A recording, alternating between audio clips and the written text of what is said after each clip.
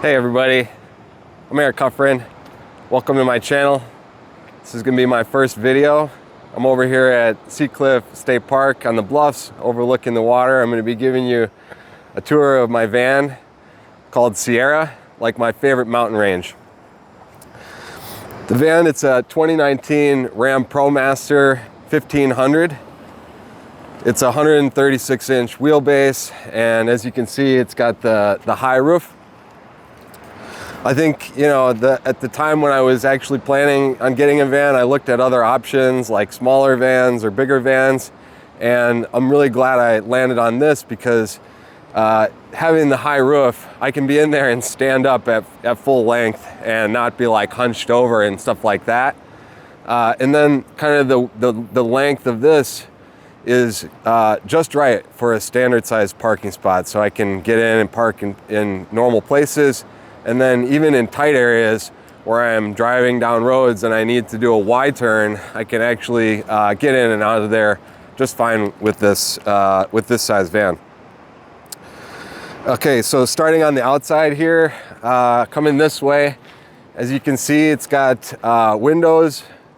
These windows all the way around, I've got 6 windows. The other windows on the other side, you know, obviously look just like these ones.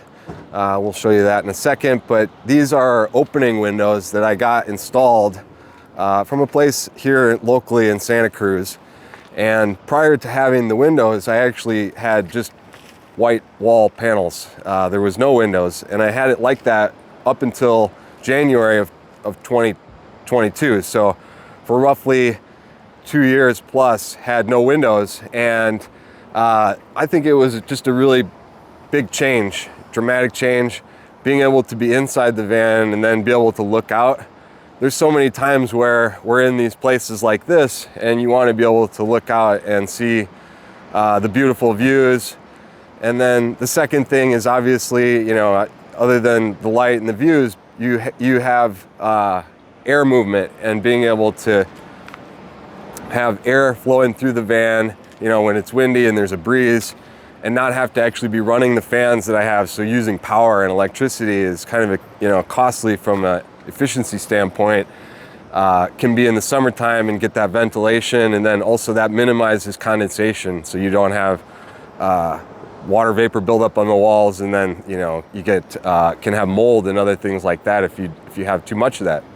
So these windows, there's 2 just like this. These slide open, and then this window has an awning, and so it comes out like that. And the slider is good because the wind can flow through the awning. Obviously, when the wind is blowing, some of that comes in through there, but it's especially good having the awning for when it's raining and stuff like that. You can have this be open and the rain doesn't get in, whereas the sliding window, obviously, you know, rain will get into that. Some of the other things kind of on the exterior, you can see here, I've got these wind deflectors. This also helps with keeping rain from getting in there. And so when I'm using, prior to having these windows, I used only just window vents here, and that would keep the rain from getting into those window vents. These also help when you're driving on the highway and you want to have the windows open. It's not quite as noisy. Also, these tires, these are not standard tires. These are all-terrain tires. This is my second set of these BF Goodwrench KO2s. You know, a standard highway tire could be okay, I guess, but I oftentimes am driving this van off of pavement and getting onto gravel and dirt roads, and having something like this is really what you need in those situations, because rocks and other stuff, as well as you just get a far better grip on those the you know, gravel and stuff like that. These also have a much more durable sidewall. It's like I don't know all the specs of it, but I've hit rocks and things like that and been, you know, worried that I'm gonna blow a tire or whatever, and I've not had any issues, you know, cross my fingers with these. So definitely like these. And okay, moving on to the back here, I've got a bike rack. This is from Hollywood Racks, and this, you know, flips down from these, and I keep it like this when I'm not using, you know, with a bike on here, and I just keep it attached all the time because, you know, it's kind of difficult to put it on there, and obviously I want it to be secure, so it's super strong and secure. This bike rack isn't the standard bike rack. It can fit up to 80 pounds per bike of an e-bike, which is what we need for our bikes. And then the way that it secures it via the center part of the bike, as opposed to attaching here, also is necessary because our fenders that we have on our bikes. So I really like this rack. And another thing that I put on here is I had added this swing out from Coda, or I don't know the name exactly. I'll include a link to it, but basically it's a swing out bar, and this allows me to basically swing this out and be able to get into the back here. And, you know, I think that's pretty important because obviously there's a ton of stuff in different times where I need to be able to get into the back there. The other thing I'll say is that with this additional piece on here, and then when this is pushed down, I'm also able to get in and out of here and grab certain things. So it's not like I have to swing that open every time to be able to get in and out, which is kind of nice. And then coming back over this way, if you look up in this area, you'll be able to see the roof rack that I have. It's actually designed to be a ladder rack, and it's the 10-foot length from topper. And on top of that, I built a deck up there. And so I can get up there and hang out or whatever, you know, look at different views and, you know, be able to see from higher point. The other thing is on top of the deck itself, I have 3 Renogy solar panels. They're 100 watts each, and those feed into the power station in the back. And so anytime I'm out and, you know, getting sunlight, I'm getting charging as well. You can't really see it, and I'll show some other photos or a video of the top, but there's also some cellular antennas on the top that also feed into the routers, and that is important and necessary because basically it's just a big metal cage, and so the signals don't go in and out of there. With having the antennas on the roof, you get better reliability and performance and range. And then lastly, this one little thing, you might be able to see this gray bar, this gray thing right here with this dial on it. That's actually a Starlink mount. And so when I'm in places where there's not good cellular connectivity or no connectivity, I'm able to put the Starlink out, and that just sits on there, and I run a wire down through into the back. Okay, coming in here to the inside of the van, I'm going to start in the front, go to the middle, back, and then show you underneath and then back there. In the front, there's really not much custom. I did add some upgraded speakers because that was really easy. There was just a plate there I could pop off and put in some JBL speakers. They're not really booming, but it's at least better than nothing. There's also Bluetooth, which I use for my main phone, but then it's also got an input for an Apple device. And I've got an old iPhone that I use as my primary navigation. And sometimes I actually use both my phone and then also this device. And I'll sometimes be running Waze on here, and then I'll be using Google Maps on the other. And then oftentimes when you're going through different areas, you'll get conflicting, you know, routing. And so I can oftentimes kind of look at each one and then compare and decide as I'm driving without having to kind of run both apps simultaneously on one single device. I've also got some window covers that I keep up here. These are really nice for when it's sunny. It keeps it cool on the inside, and then it's insulated. They do also keep it a little bit warmer when it's cold. I've got, you know, the ones that go on the side as well as in the front. I also have some other things in here. I've got some different window vents. These go into the window, and then they actually slide into a groove in here, and then as you close it, it locks in place. And these ones are made out of, I think, aluminum, and they have this kind of vent style that keeps water from coming in. And because it's metal, I can actually leave these in the window and leave the van unattended, and somebody can't just punch that out and, you know, get into the van. So I had got those first. Then at some point I bought these because I didn't yet have the outside windows and I wanted better ventilation. These have a similar style, but they allow more air to flow through. They're not quite as solid. They do still fit into that groove in the channel, but they're maybe not as secure as the metal ones, so I wouldn't use these if I was really worried about security. And then lastly, I also have these magnetized window bug net covers, which again, prior to having the other windows, these were really important. Could put these on and then keep bugs from getting in and have, you know, cross breezes. But I'll tell you what, I haven't actually used these since I got the windows, but I keep them in here just in case because they fit right back in here really easily. Some of the other things I got up here is I got some hangers because sometimes you just need to hang something in here.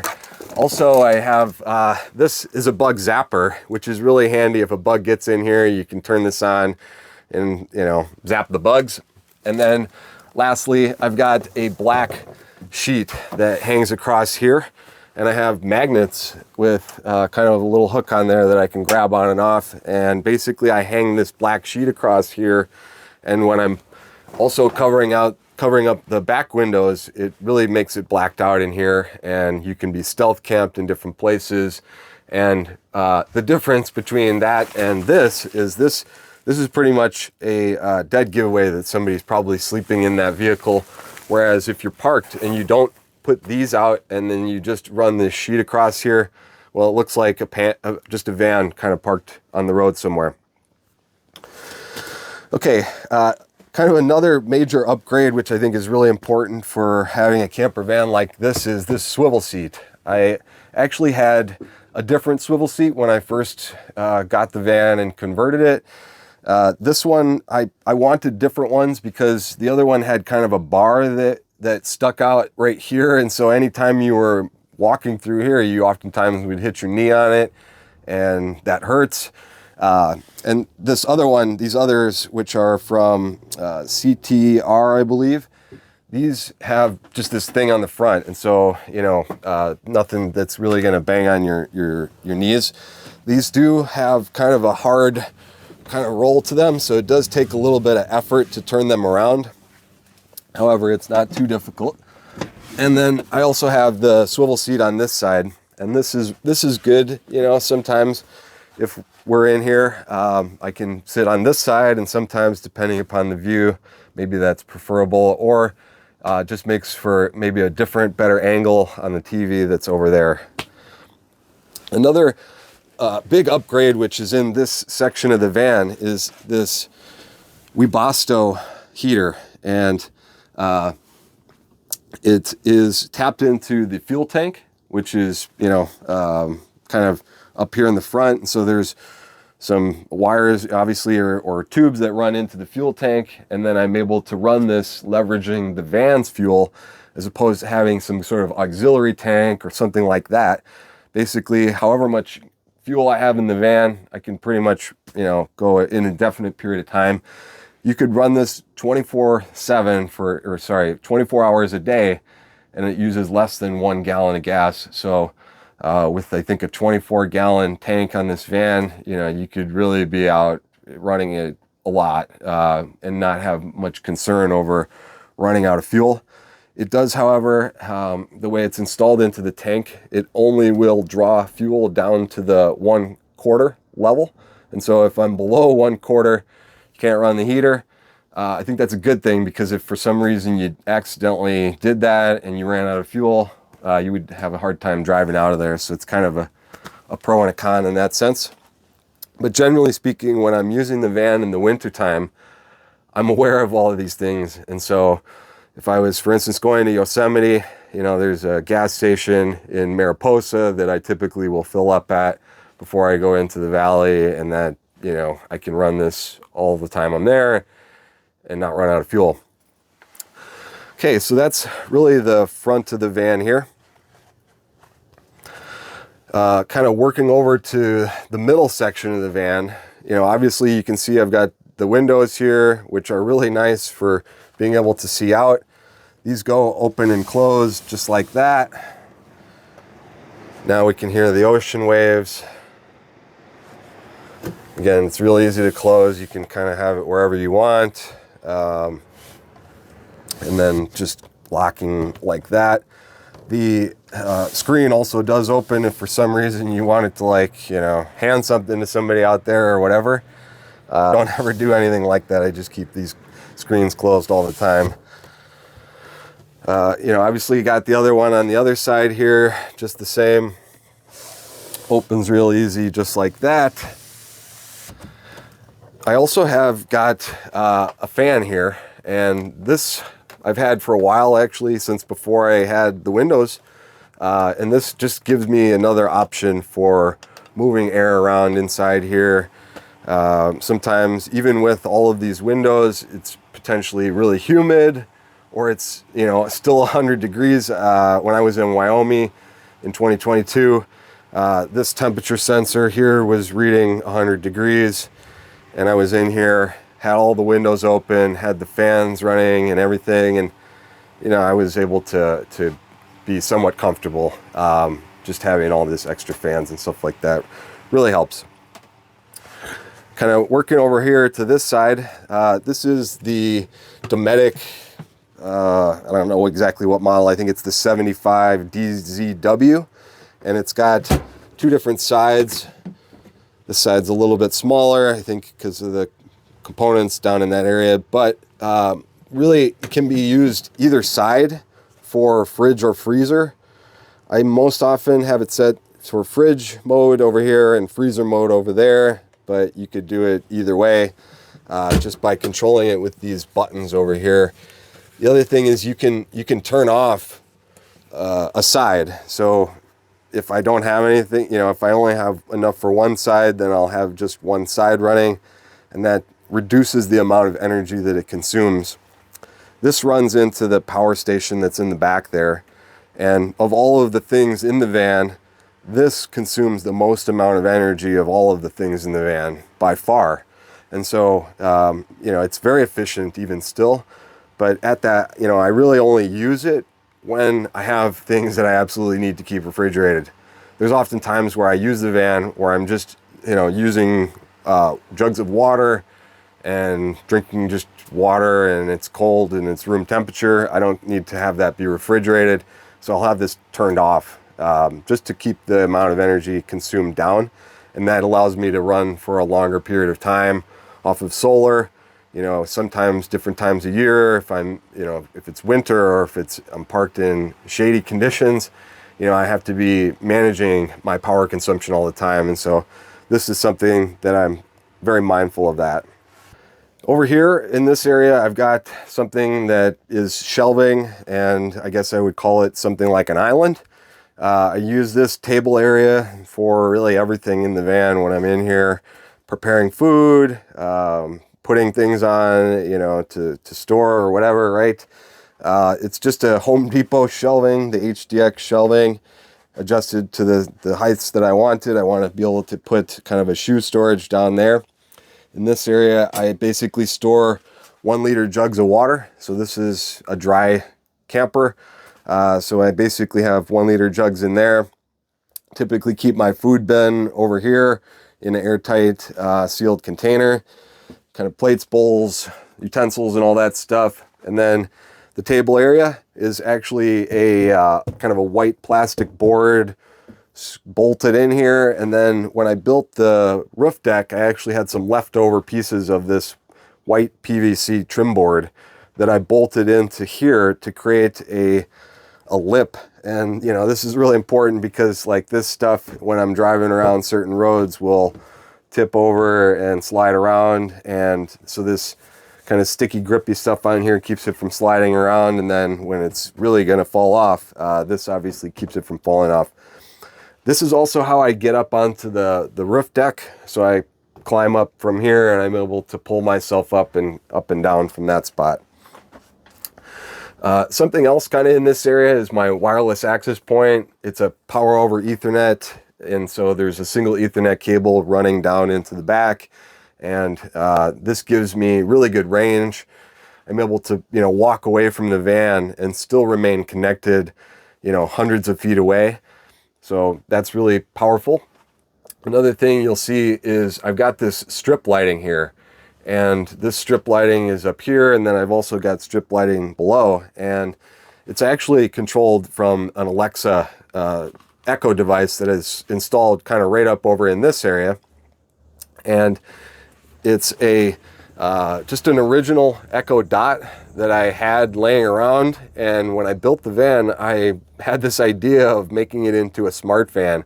And so, Echo, are you there? I am. I listen once I hear the wake word. So I'm able to control a lot of the different things in this van with voice activation, and so I can say, Echo, lights off. Okay. Echo, lights on. Okay. I can also change the color of the lights, infinite colors. This one has a different kind of scene functionality, so you can have different alternating colors. There's also lighting underneath here, so I can say Echo, basement off, and the light will turn off down there. Again, that one also can be different colors. Echo, basement on. Another thing I've got here, this is an air purifier. It's a home air purifier, so it's pretty powerful. It's got 3 different modes, and this is super important. Got that in 2020, late 2020. There was a whole bunch of wildfires, and Valerie and I wanted to be able to go on a trip up to Crater Lake area, and bought this prior to that trip. And as I recall, at one point on that trip, we were near Shasta, and the wind had changed directions, and it was coming in over us. And basically, we were able to, close all the windows and doors and be in here running that, and have good quality air to breathe without all that smoke in it. Another time where this really came in clutch for me was last year, 2021. I was in Mount Rainier, and the wind from the wildfire smoke changed direction, and I was back at my van, and I was able to be inside this van, run this thing at the full power, while then also having my air fans here on circulation, so moving that air around, and could be in here, doing what I need to do. And when you step out of the van, you just get knocked in your nose with that smoke. And so I actually now, really anytime I'm in here and I'm using the van, I just turn that on at minimum at the lowest level. Things like blowing your nose and Kleenex and different stuff causes a lot of dust and whatnot in the air, and so this just makes for better air quality in here.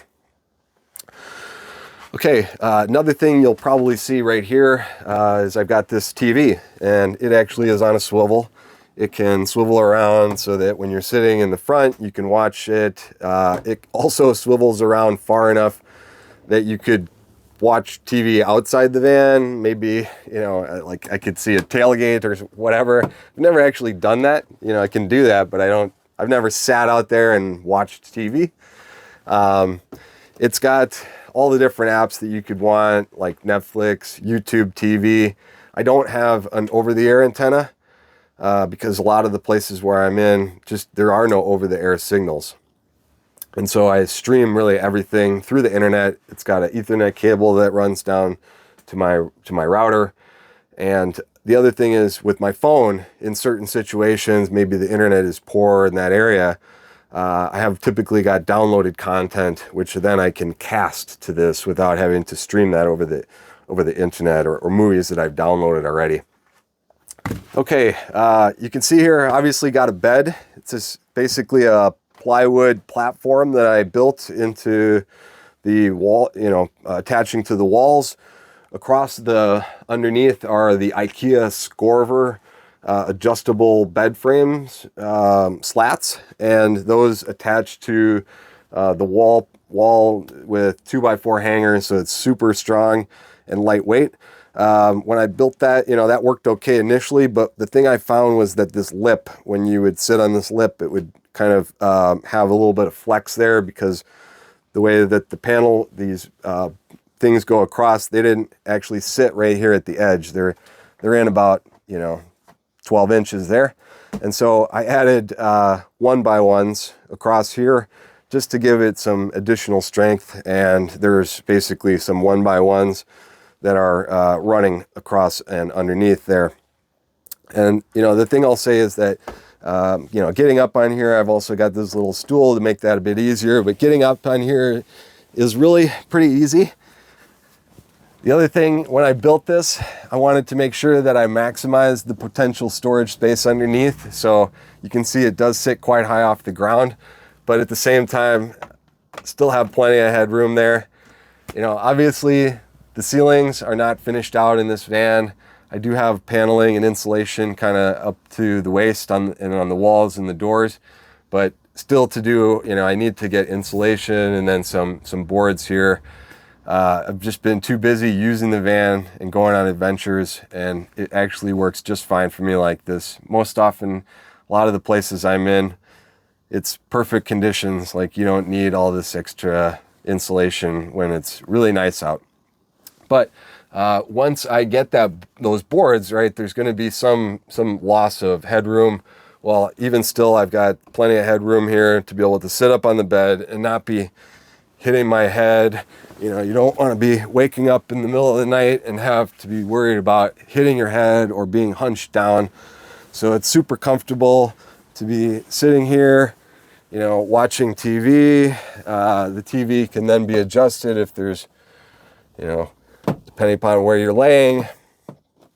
Having these windows here is really nice because they let in that good airflow through the back here. And then the other thing is with this ventilation, this vent fan here, I can open and close this vent fan and just get air moving through here with the windows open. But I also can, obviously turn on the fan component and really get the air moving. So that's the highest setting, so it can pull air in, push air out, and then with the windows open, it just really keeps it nice and fresh in here. You can turn that around just with the press of a button. I really like this Max Air fan. This is the Max Air. I don't know what model number it is, but it's the highest on their model list. It has the ability to go open and close manually, as well as be controlled here through this digital set of buttons. I really only use the open, close, in and out, and the on off. I don't ever use the auto functionality, so I'm not leveraging that for my needs. It also has a remote control. Really only use the remote control when I'm driving, and if I forgot to close this before driving away. You can keep the Max Air fan open at highway speeds as long as it's at the full open. But I just don't do that because I think that could reduce the longevity of the thing itself, right? I don't want it to be at highway speeds having to take that force. However, it can if you wanted it to. So I can open and close that right here pretty easily. And being over the bed, when I didn't have any windows, this was essential to be able to keep, it comfortable while you were trying to sleep in here in the back. This is a full-size mattress. And, another thing I'll say about the Promaster is that you're able to put this lengthwise across here as opposed to being the long way. So that just gives more space in that area. Have a lot of pillows because, I need to have pillows to make it cozy. Have got these storage baskets for extra blankets. Right now it's, winter time, so there are these extra blankets here. But in the summertime, these blankets wouldn't be in here, and this would just be some extra space. Back here, these are my other window covers, and so, they're kind of chintzy, if you want to call it that, but basically I just use these to cover up the back windows here, using, again, the same style magnets that I had for the sheet.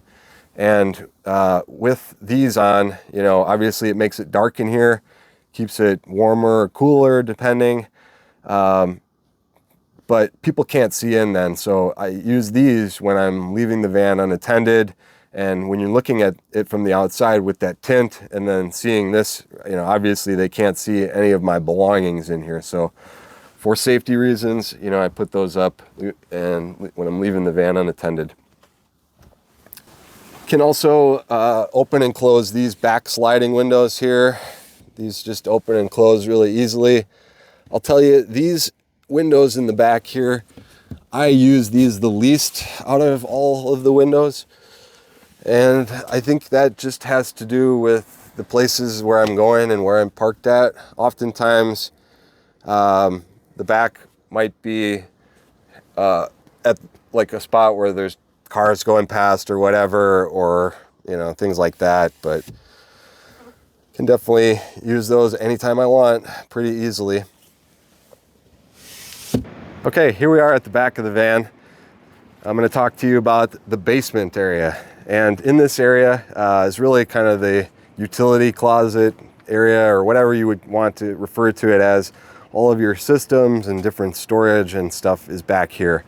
And so I'm going to talk to you about the different things, and I'll have a much more detailed follow-up video that I'll do where I describe the internet setup in much more detail, but I'll give you some of the high level on that.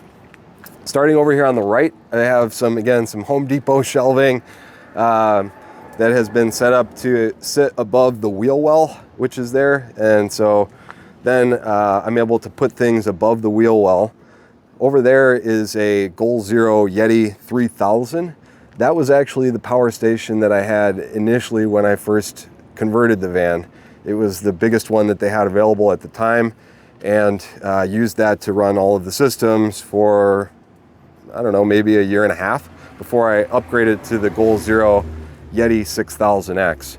I still utilize this other Goal Zero because it still works, and how I use these two in combination with each other is the one in the front there really is meant to act as my auxiliary kind of battery that I use to charge my laptops, cell phones, cameras, different gadgets, and other things. I also will use that to power my electric kettle, so it can power things that require high wattage as well. So that's easier. I draw down my power off of that station while minimizing my draw off the main power station. I wish there was a way to combine all of the total power and leverage them as one, and there may be some way to do that, but I think the loss of all the transfer around would make that really not feasible. So they kind of are disconnected effectively. Also over here on this shelf in this open area is where I typically have a bin that will contain a charcoal folding grill, a small single burner propane stove, and then some fuel bottles, charcoal, and other things like, grill scrapers and tongs and other stuff like that that you would need to be able to cook out outside. In this bin here, I've got basically liquids and other stuff that needs to not spill. As you can see, I've got different stuff like alcohol and wipes and, window cleaning, WD-40, lubricants. I've also got in here different bandages and other things that you would need for first aid, like saline solution, for cleaning out a wound and whatnot. Underneath there is what I basically have is for storage. In this area, I'll keep bag chairs and other stuff like that. Another thing that's really important that I always have in here is the shovel. And so for, of course, digging a hole when you have to, build your own bathroom in the wilderness areas where you can dig a hole and do that. Of course, also over here is my trusty emergency bucket, which is of course for those emergency situations. Obviously, you don't go right in the bucket. You line it with some bags, and then you do your business in there, and then get rid of the bags. So this is clean, and I keep that in here all the time just for emergency's sake. Also in the back here, this is a damp rid.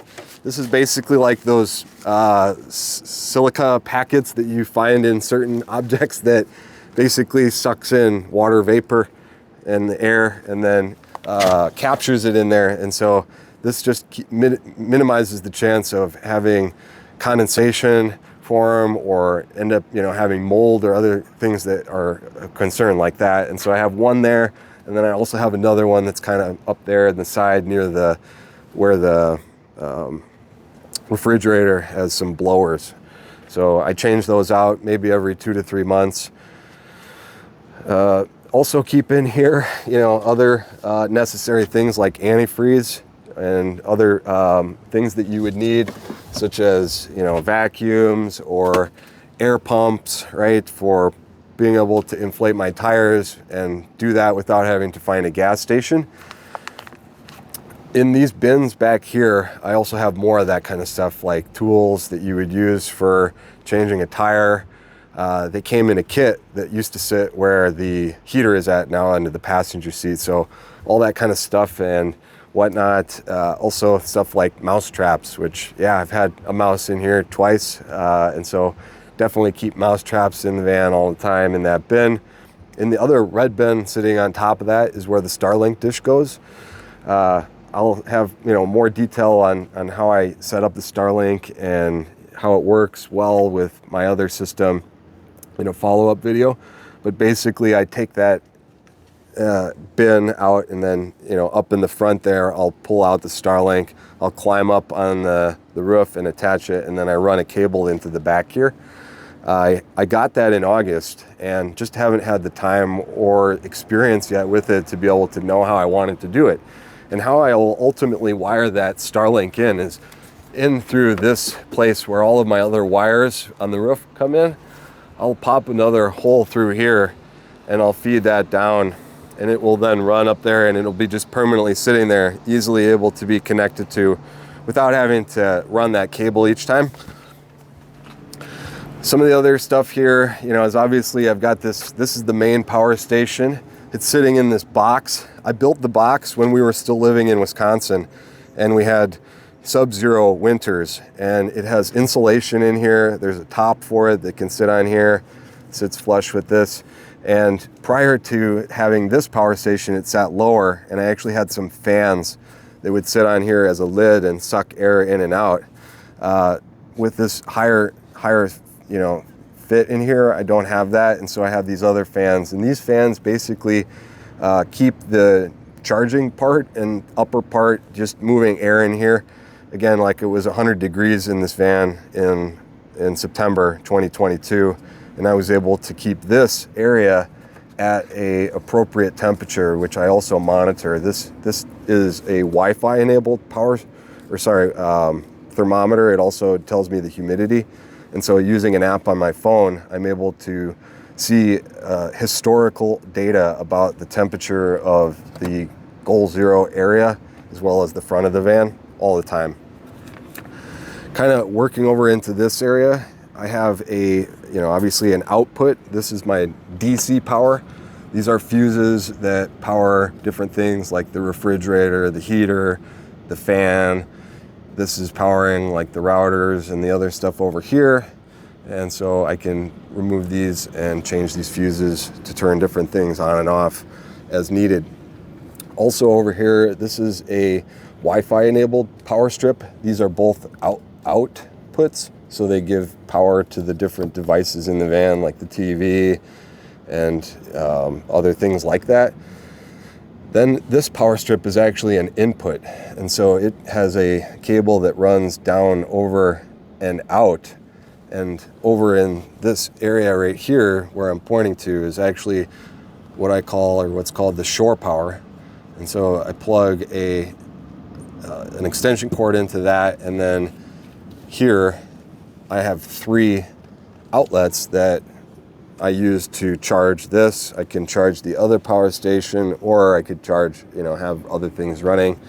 For instance, if we were camping at a place where there was a electric outlet, like when we were still in Wisconsin, we went to Mothy Lake, and we brought an oil heater and a radiator, and just had that tapped into the shore power. And so we were able to run 2 heaters simultaneously, one off of shore power and then the gas heater off of the van. Some of the other things in this area, pointing to that black device right there, that's a Peplink BR2 5G. It's a dual modem router.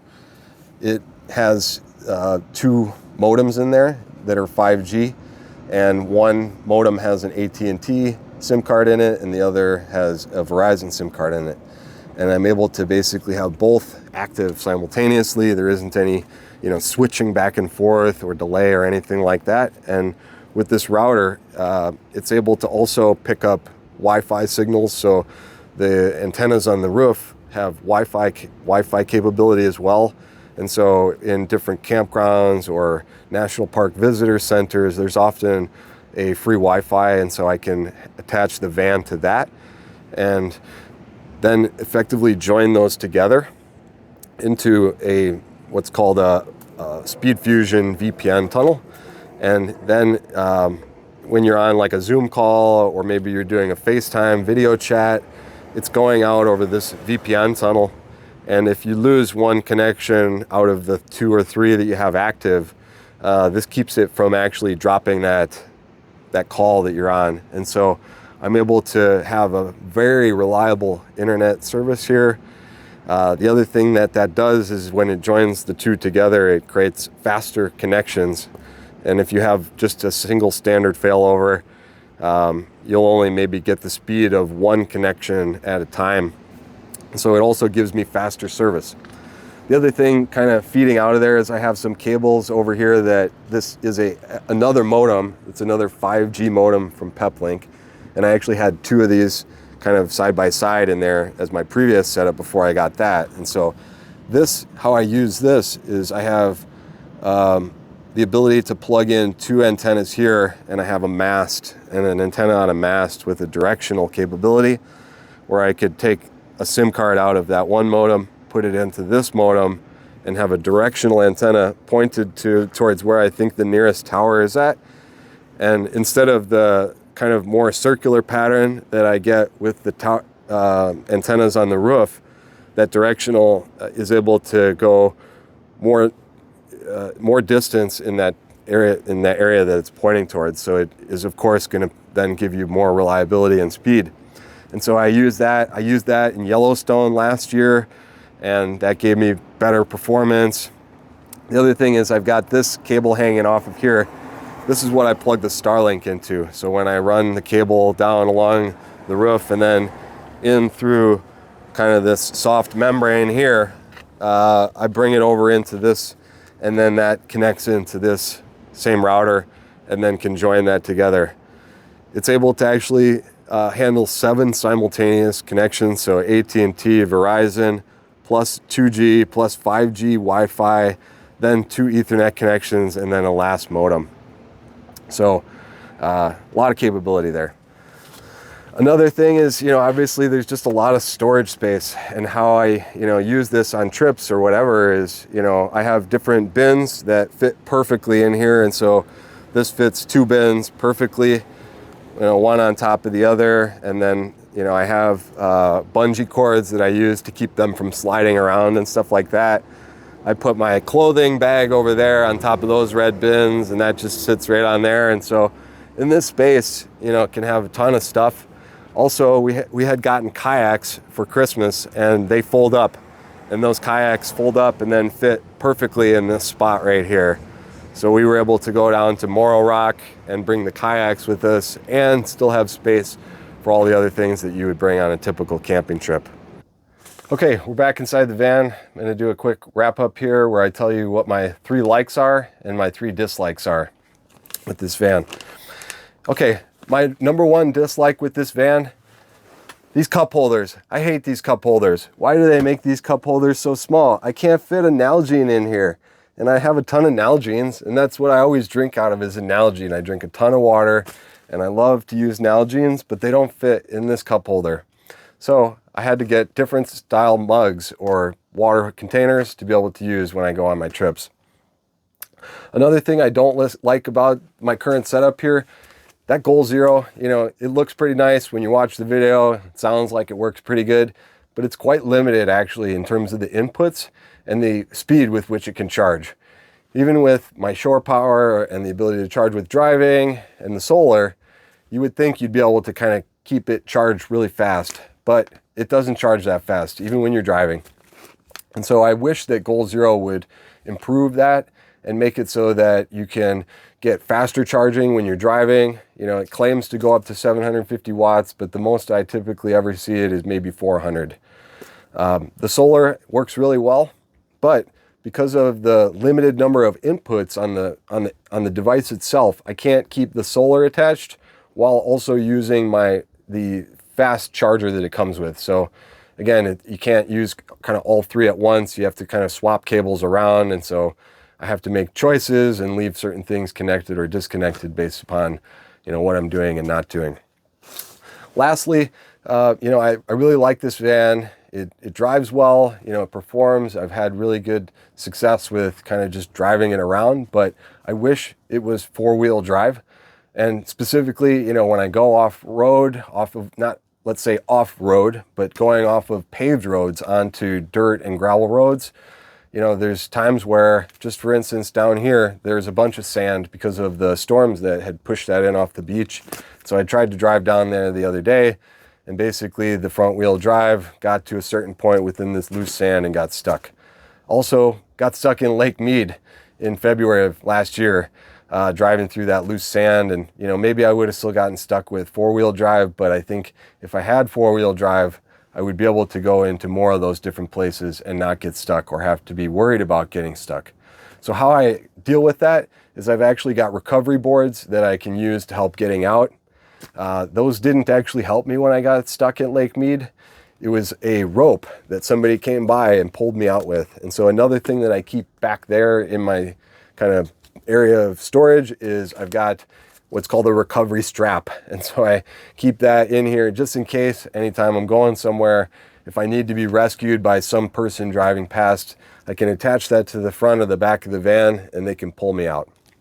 So I wish I had maybe a four-wheel drive Sprinter, because that's really the only four-wheel drive camper van available, but super expensive, only runs on diesel. And now for my three likes. The three things that I like most about this van. Number one is the height of this van.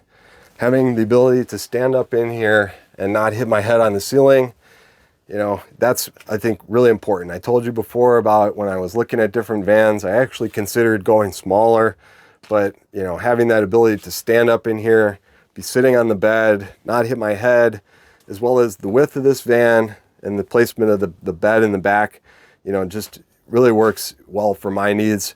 Something bigger, obviously you could have more things in here, but this is just kind of perfect size. Another thing, my second most favorite thing that I like about this van is now the windows. This ability to open up these windows and get that inside outside air moving around, or just be able to look out, that I think has been a big game changer for this van. There's just so many times where there are these beautiful views and vistas, and being able to look out and see the cement ship over there in the ocean versus a white panel, or if I had something else here, right? Just love having the windows in here. The last thing that I like about this van is just the van itself, having a van. Prior to having a van, we would go on road trips, we would rent SUVs, and we would pile all our stuff in there, and we would go on long road trips to places like Colorado and Utah and Grand Canyon and all of these national parks where we would visit. But we would end up having to stay in hotels. And that can be okay, I guess, but it's kind of a hassle to, drag all your stuff in and out of a hotel. It can be also expensive for what you're getting out of that. Oftentimes when you're going places and doing things, you may actually only go to that hotel and be in that room for less than 8 hours. It's not really like you're getting a place where you spend a bunch of time, right? So you're spending hundreds or thousands of dollars on hotel rooms that you really aren't using. And so the other thing about having a van is being able to be close to the action, and having your place of, where you're sleeping at be right there at the spot. The hotels are not in the national parks right there in the center. There's lodges and whatnot in certain national parks, but they're often really expensive, hard to get access to because they're booked out too far in advance. And with this van, I'm able to oftentimes go to places, and there are, oftentimes no restrictions against camping overnight in those areas, or if you're on BLM land or whatever, forest roads, you're just allowed to camp there and be dispersed. And so since getting this van, I've slept in here roughly 165 nights, or about 6 months in the past 3 years. So, you know, all of those things, you know, would have been maybe staying in a hotel or whatever, but I think I also save money by having this van versus having to stay in hotels. So if you travel around a lot and you find yourself, you know, wanting to be closer, but you want to be able to, you know, not have to spend a bunch of money, right, on lodges and stuff like that, get a camper van and you'll probably enjoy it a lot better, right? So I just love having a van. Really appreciate you taking the time to watch my van video here and go through my tour. I'll come out with a more detailed internet video in the near future. But in the meantime, feel free to ask any questions down in the comment box and I'll get back to you ASAP, or let me know if you want to hear anything else about the van. I'll do a follow-up video. And in the meantime, don't forget to subscribe and hit the like button. Thanks.